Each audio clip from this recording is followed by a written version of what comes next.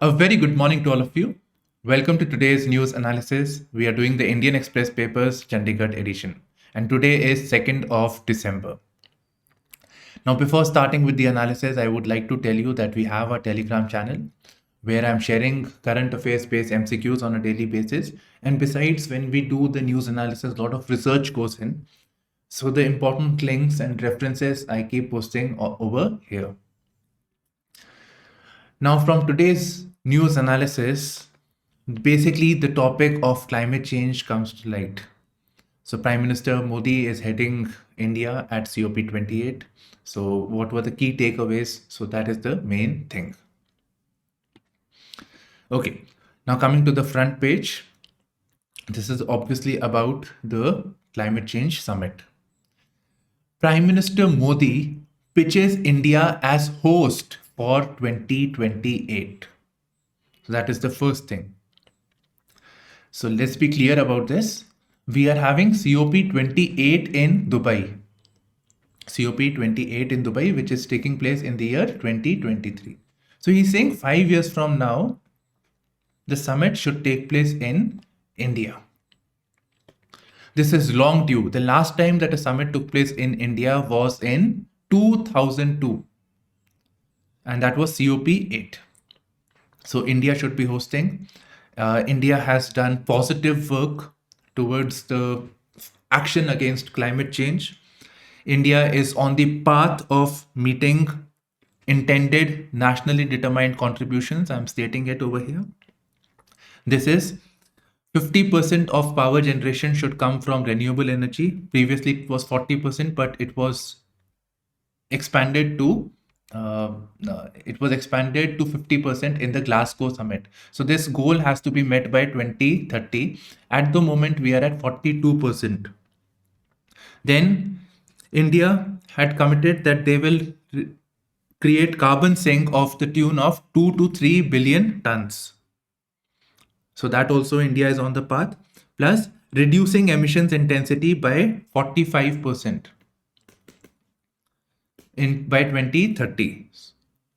So that India had suggested, and 45% with reference to the year 2005 levels.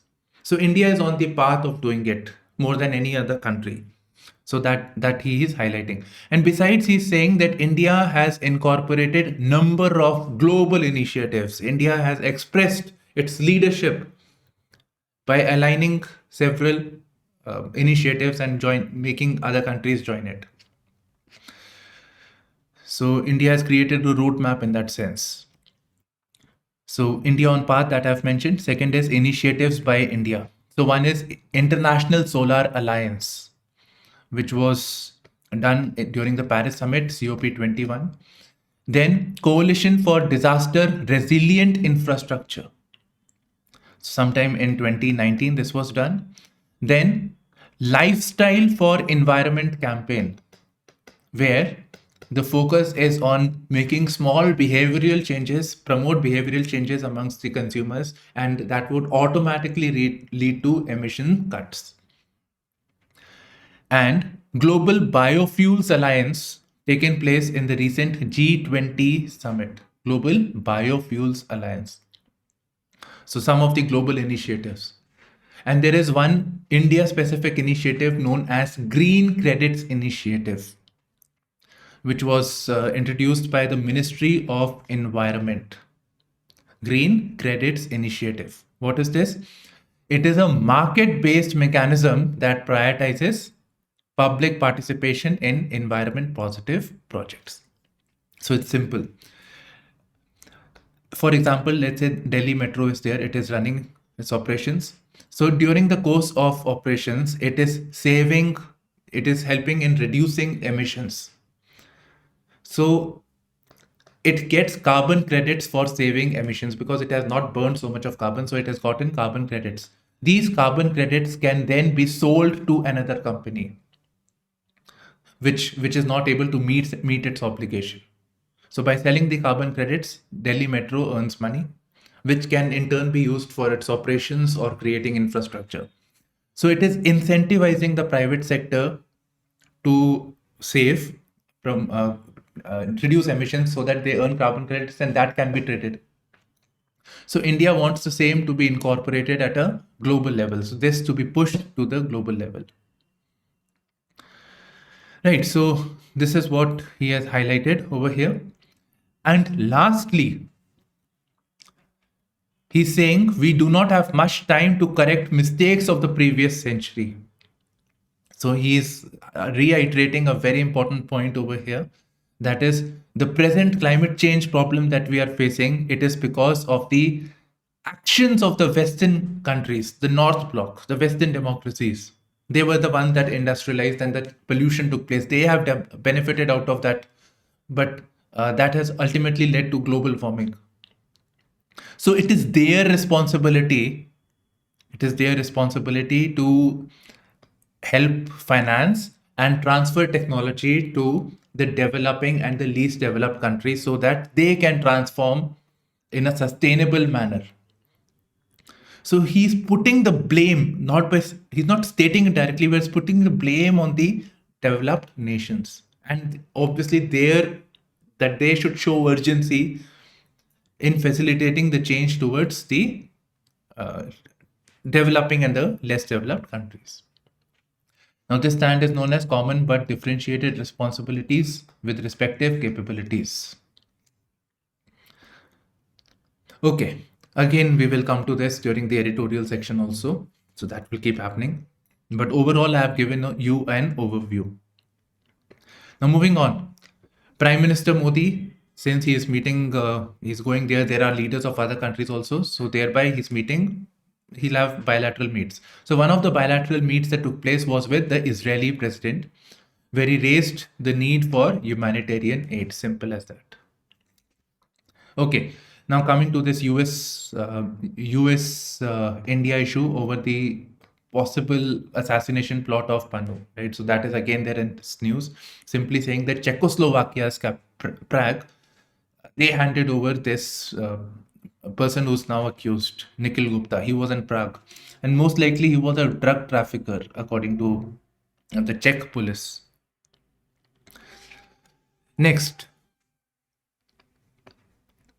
as US sanctions on Venezuela ease, India set to import oil after 3 years. So, one thing we get to know is that Venezuela, which is a country in South America, was experiencing sanctions by the US.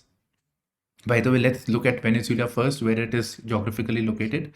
So, this is Venezuela over here, right? It's in the Atlantic Ocean. It's on this side of the eastern side over here. Plus, you should know the neighboring countries also. Such questions can also be asked. Now, Venezuela is believed to be to have the largest reserves of oil, right? Global fossil fuels, largest proven reserves are supposed to be there in Venezuela. It is a major oil exporter. It was also a member of the OPEC. Now, it was under sanctions. Sanctions means that no country, if US imposes a sanction, that means no country can trade with Venezuela. And if any country trades with Venezuela, then by that virtue, that is an enemy of the US, and US can impose sanction on that country. So thereby everybody abides by this. Okay. So this sanction was imposed during the Trump regime, the previous president of the US, because there were allegations of an attempt to change the constitutions. So to revoke democracy and dictatorial tendencies were to come up. So US, as the defender of democracy, they put sanctions on Venezuela. Okay, so obviously it affects the oil markets. Anyways, China continued to buy oil. Since they can afford to offend the USA, they continued and they got deep discounts on it.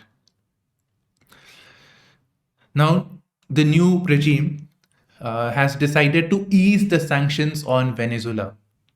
And as a result of this, it is going to benefit India in particular.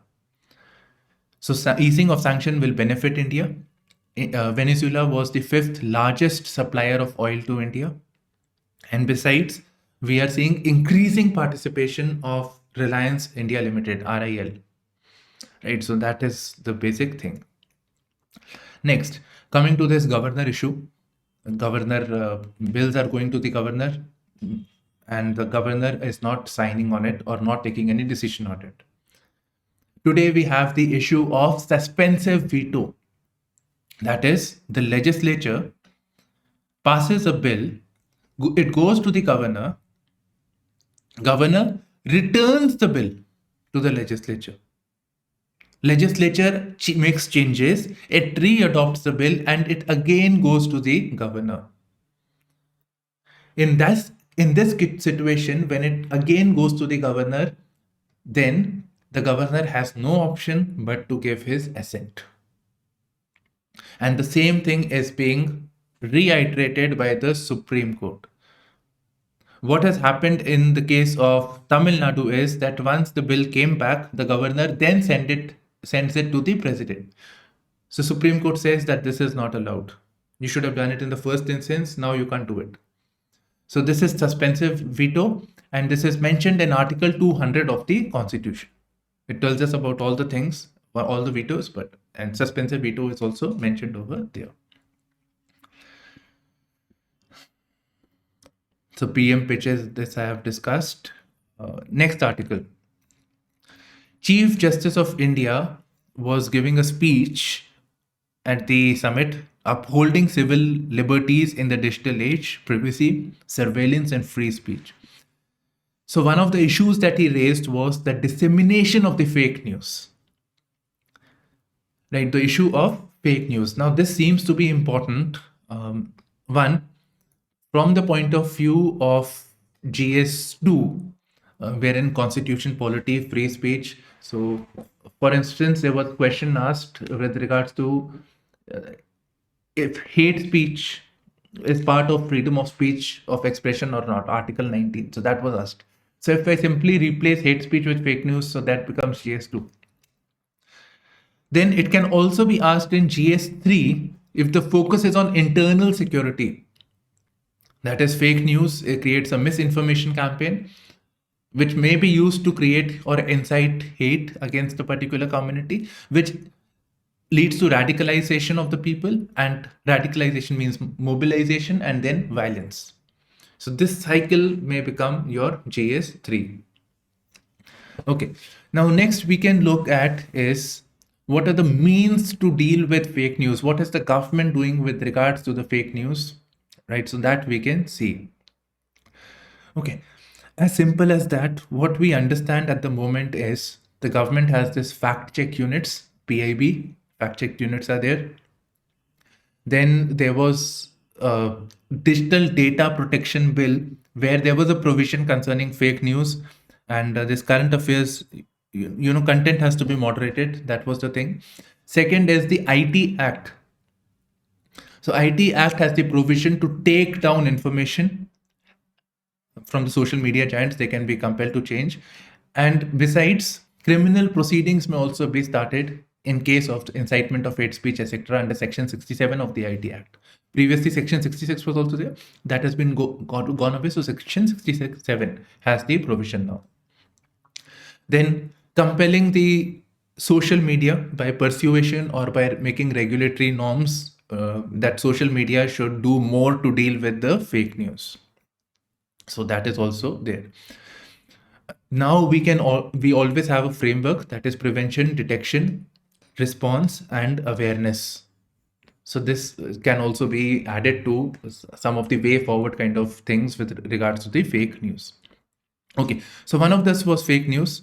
Then other is, there is a mention of a case known as Sadan Singh case versus New Delhi. This case, since it is there, CGI is mentioning is important. That means it can also be asked in your prelims. So Sadan Singh versus New Delhi Municipal Committee, it dealt with the right of pavement hawkers to carry on their occupation. Pavement hawkers, their rights. So this case deals with this one. Okay, and here he says that when the Supreme Court is hearing cases, they should also look at the purpose of that law. So if a law is there and says that this should not be there, then the purpose of the law should also be seen. The intention behind it should also be seen. Okay, so that is another dimension. And third dimension is the concerns in the modern age, digital age, about online censorship, internet shutdowns, and mass surveillance. So quickly, three issues, three things basically: fake news, this censorship, internet shutdowns, this problem, and then there is a mention of Southern Singh versus New Delhi.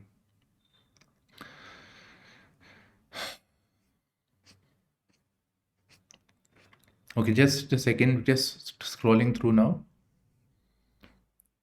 Okay, this article over here is telling us about earthquakes. An IIT report study about the earthquakes.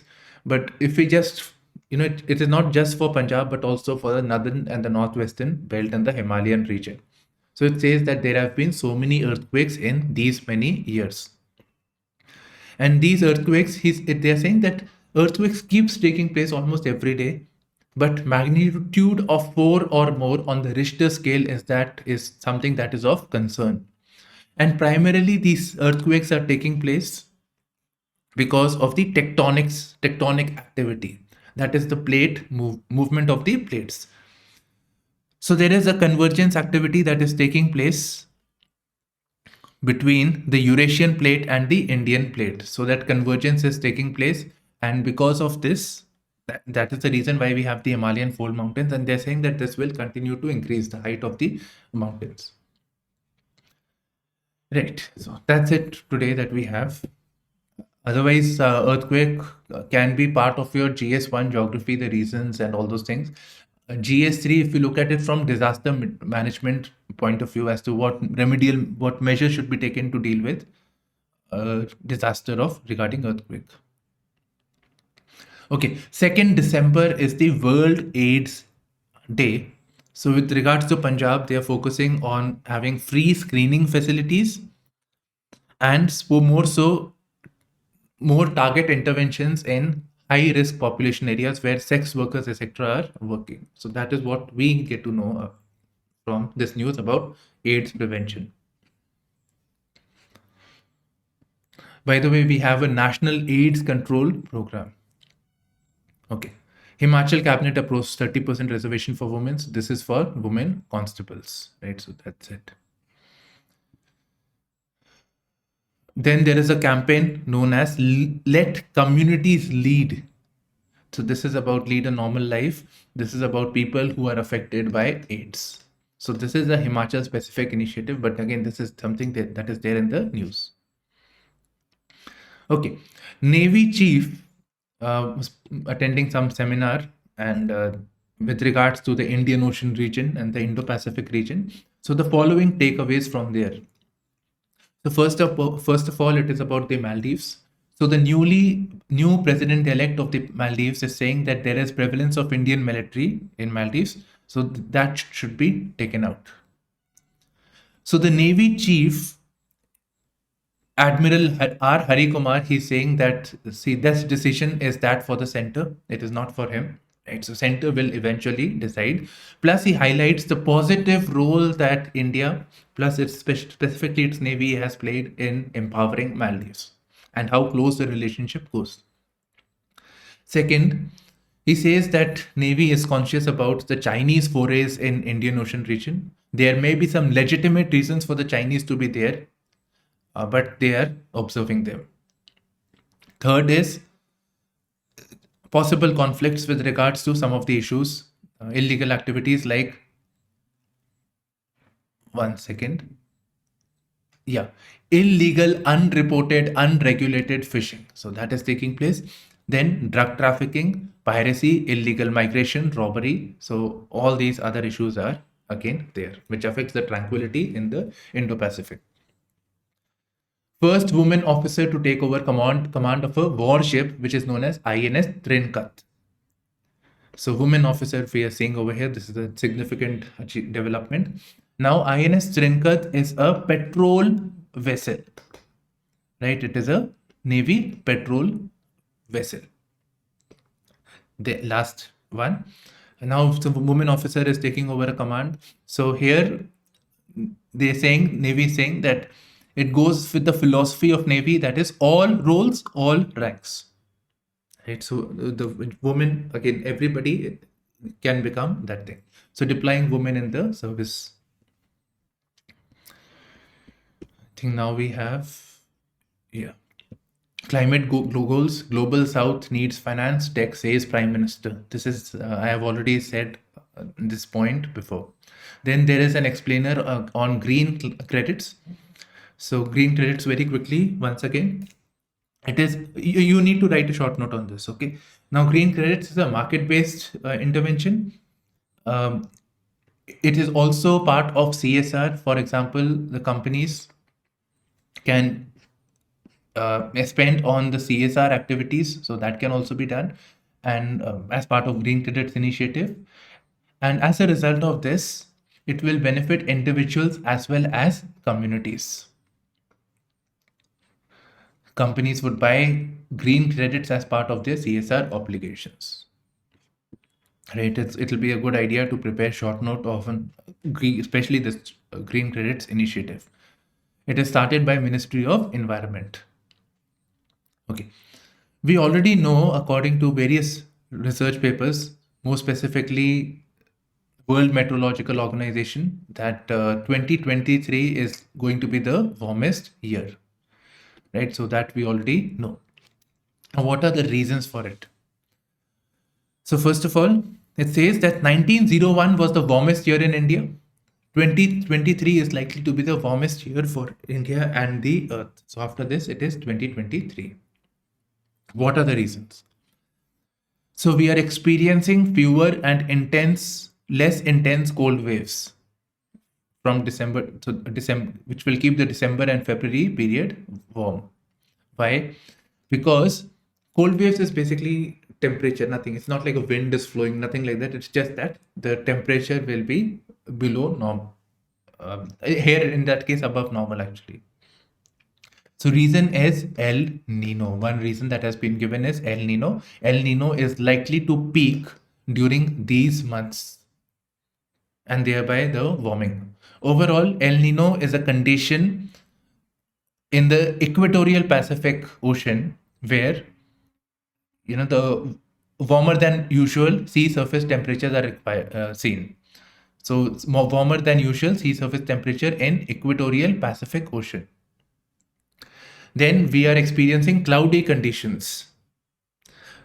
Clouds do not allow the heat to escape. So thereby warm climate is seen. Although clouds also stop the sun rays to come in, but it may happen that during the day you have sunlight and during the evening you have the cloud cover that will create warm conditions. Then, specifically towards the southeastern side over here, there is cyclonic development will take place. So this will also lead to cloudy events. So cloudiness will also be there. That again would result in warming. Now coming to the editorial opinion section. So standing firm. This is again with regards to the COP summit, COP28. I have explained India's nationally determined contributions, India's position, all of that. Now standing firm with regards to the use of coal, right? So here the focus is on the use of coal and India's position on that. So see, India is the third largest emitter and it is heavily reliant on coal. Even though we say that 42% of our power generation, coal is mainly used for power generation and also for smelting of iron, but mainly for power generation. Now 42% of our power generation is coming from renewable energy. But renewable energy is not a sustainable source of power. It has to be complemented with thermal power, which is more reliable, and the thermal power in our country is coming from coal-based power. And India is the third largest emitter. So there is a pressure on the entire world, particularly India, that coal usage should be phased out. Right? It should be phased out. This thing was being discussed at the Glasgow summit also, COP26. So phased out. India said that is not possible because we rely on more than 70% of our country's energy needs is dependent on coal. We cannot phase out, we can phase down. So we can reduce the intensity. We can try to reduce it. So phase out, phase down, the issue. So that is it. Then they're saying that we can resort to natural gas. Now again, we have more coal than natural gas. Natural gas is a cleaner fuel, but at the end of the day, even natural gas is a polluting source because it is based on fossil fuels. However, in the long run, we have to accelerate the substitution for coal, right? And focus on oil and gas generation also. Next, in Nepal, official same-sex marriage has taken place. Official. They may have been taking place, but officially, formally. So Maya weds Surendra. Now, this can be a way forward for a beacon of light or beacon of change for South Asia. India recently, the Supreme Court said that this is not feasible in Indian context, but in Nepal, it has already taken place, and the society is more or less similar. Right? So it's again it claims to be a Hindu country. Next, a bridge, not barrier. We have an article from Additional Secretary, Government of India, Ministry of Law and Justice. So it's very simple. She's saying that it is very important to simplify legal language. It is very complicated. We have to simplify legal language because this will empower citizens and undo colonial legacies. Okay. So simplifying legal language will lead to improving access to justice. By simplifying legal language, one knows one's rights and responsibilities. So until and unless you know your rights, if there is a problem, you know your legal right, you can go to the court or you can go to the concerned authorities. So your rights. And you should also be aware of your responsibilities, specifically legal responsibilities, abiding by the law, etc., etc., etc. So one knows one's rights and responsibilities and ultimately access to justice.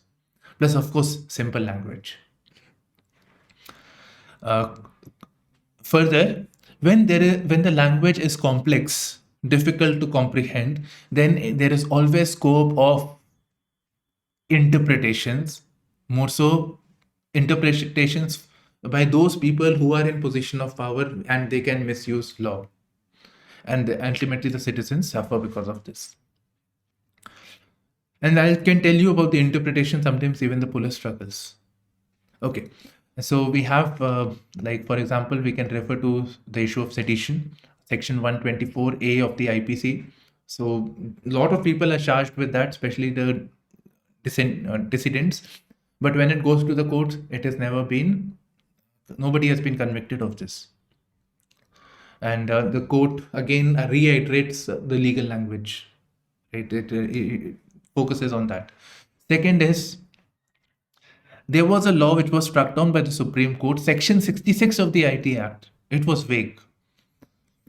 Vagueness led to misuse of law, especially by politicians when they were being criticized, that this has offended them and all that language affect, So you can read that case also, Section 66 of the IT Act. It was seen to be violative of Article 19 of the Constitution. Okay, next, the international news. Same news. Israel warplanes bound Gaza, so humanitarian, that pause is ended, and now the cycle of violence has again started. US House expels George Santos on corruption charges.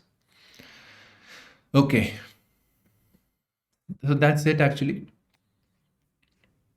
Coming to the economy section, as always, we look at the oil and the US dollar prices. Now, first article, oil imports rise in November on high demand. Why there is high demand over November? Diwali. So festive season.